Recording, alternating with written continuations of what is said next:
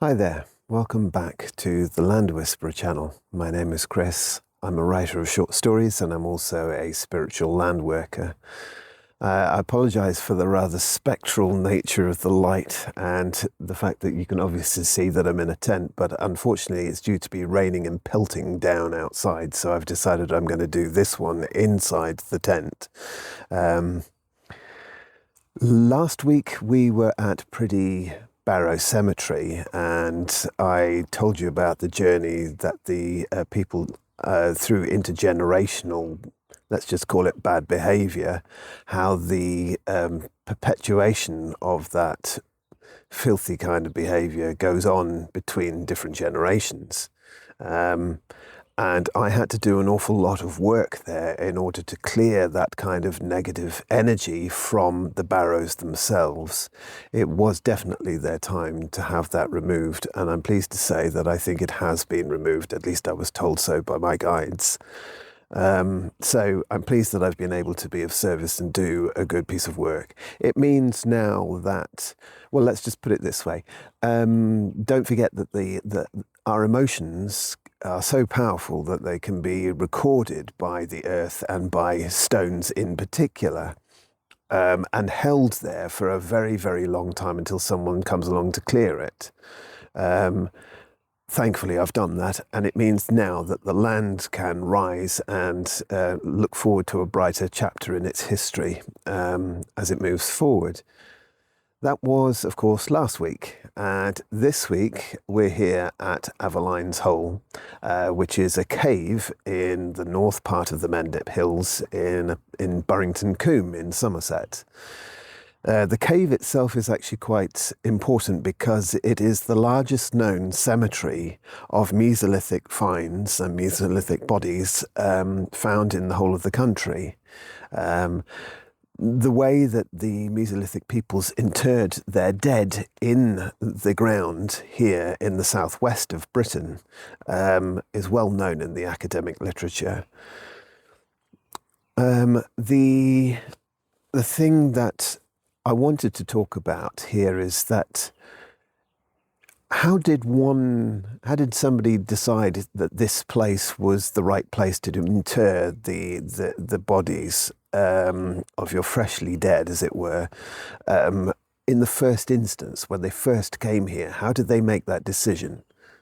It's easy once you've had a generation or two where you keep coming back to the same place, like a graveyard today. We know it's put aside for that purpose. But how did they choose that place in the first instance? Well, although 10,000 years have gone past and it's very difficult to make any form of proof, I can only make a conjecture here. If you recall my video that I made at Ebba Gorge, I introduced you to the concept of the Sami people and their notion that natural features in the landscape can hold localized gods called Siedi.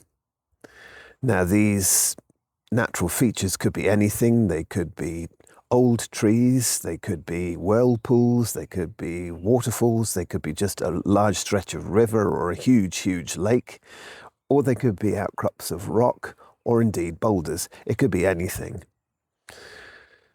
Most indigenous tribes have some form of mythic structure to help them explain the world around them, and some cultures indeed have specific gods or goddesses for the dead.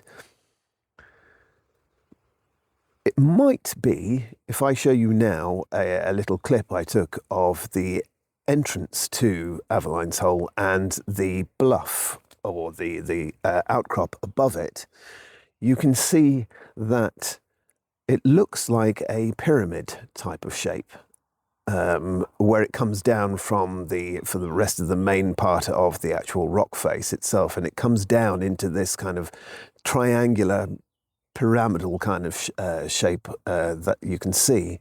Now, you just have to imagine, obviously, the road and the cars and the traffic aren't there, but maybe this particular outcrop held some huge significance for maybe somebody, a spiritual member or spiritual leaning member of the actual group who were to inter the dead there.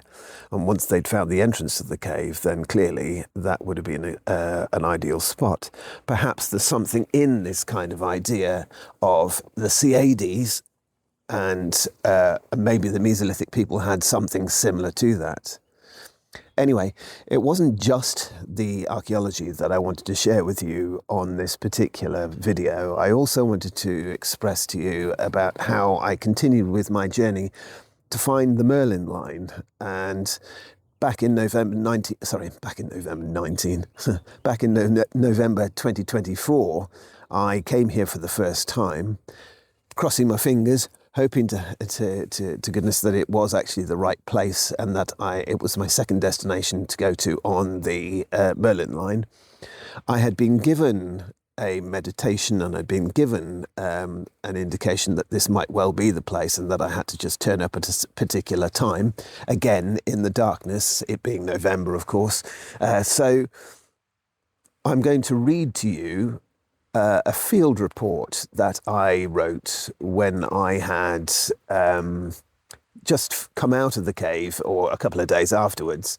And I'm going to share that with you now whilst I show you a descent I've just made into the cave. Hopefully you can see something.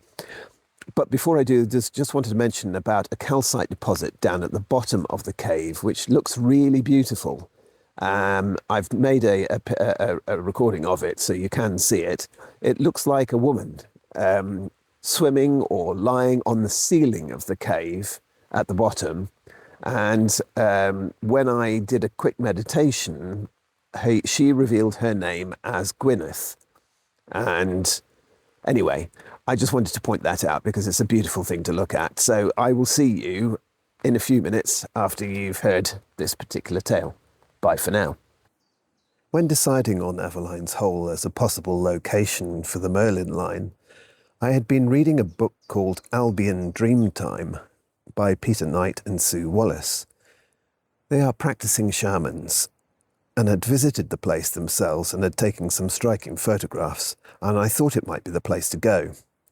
I knew in conversation with the group I was working with that not all the dark circles would be found as stone circles. It was in staring at the photo of the entrance to the cave in the book that the penny dropped. It looked very roughly like a circular or elliptical entrance. And through a series of meditations and further conversations with the others in the group I was working with, I thought it might be the place. Darkness was asserting itself as a key component in this journey, a going within to find enlightenment with the divine feminine. And so, physically, a cave might be a place that one could do that. And I thought that if I went there, I might possibly have to do a meditation to find out further answers. I knew I had to find an artifact to take with me to finish the work at Stanton Drew, like I did at the Chalice Well, but I had no idea what it was going to be. And I was beginning to realise on this journey that faith in the unseen world was a necessary part of this quest. When I arrived at the site for the first time, my trip to Aveline's Hole was one of mastering anxiety. What horrors lurk in caves where light has no power or purpose?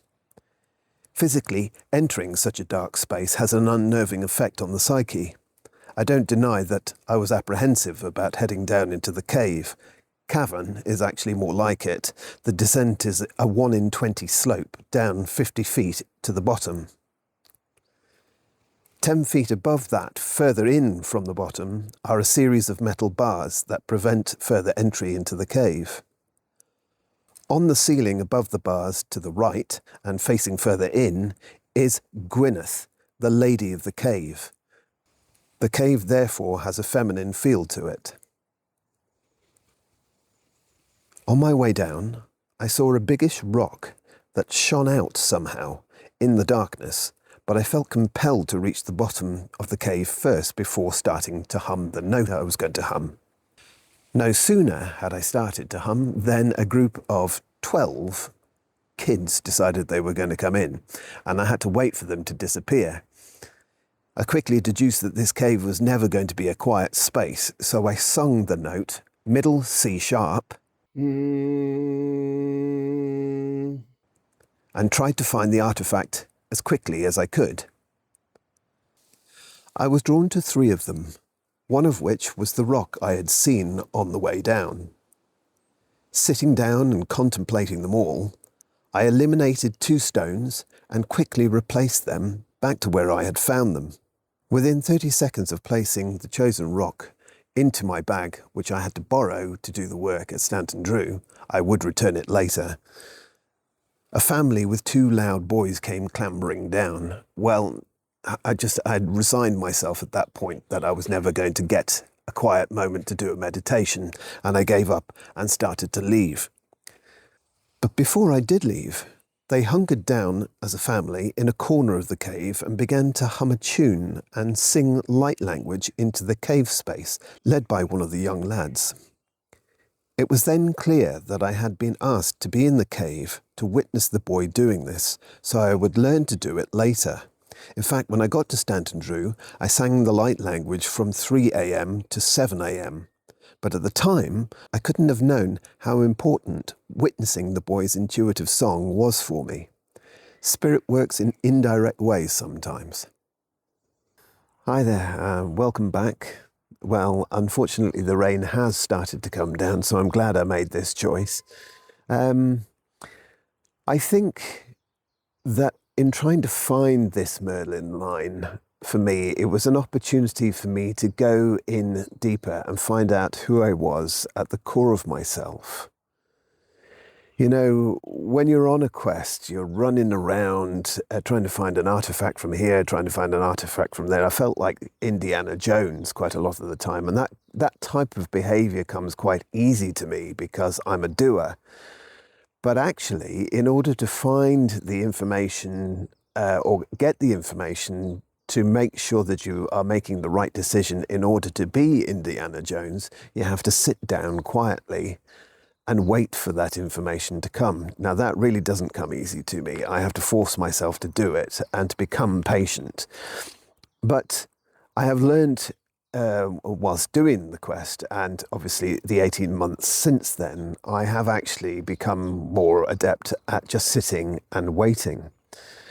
It's the divine feminine aspect of it. And this quest for the Merlin Line was actually my introduction really to the quietness, to the stillness and the patience and the waiting that goes along with that particular type of energy. And it has made me all the wiser, all the stronger for it. So I can safely say that I do recommend to people to actually sit down and be quiet from time to time. You know, you could ask your guides a question and you would never know. You'd have to wait for the answer, and sometimes you'd never get the answer, and other times the answer would come through in a download out of the blue and you wouldn't have expected it. And I can also say that the information that you receive is far greater than your meager imagination can actually provide you with. So you know when you receive that information, you're actually dealing with a higher intelligence. And they have, over the last 18 months, become my friends and my guides in this world. And they do help me enormously. So I would recommend, as I've said, for you to sit down quietly and just receive the information.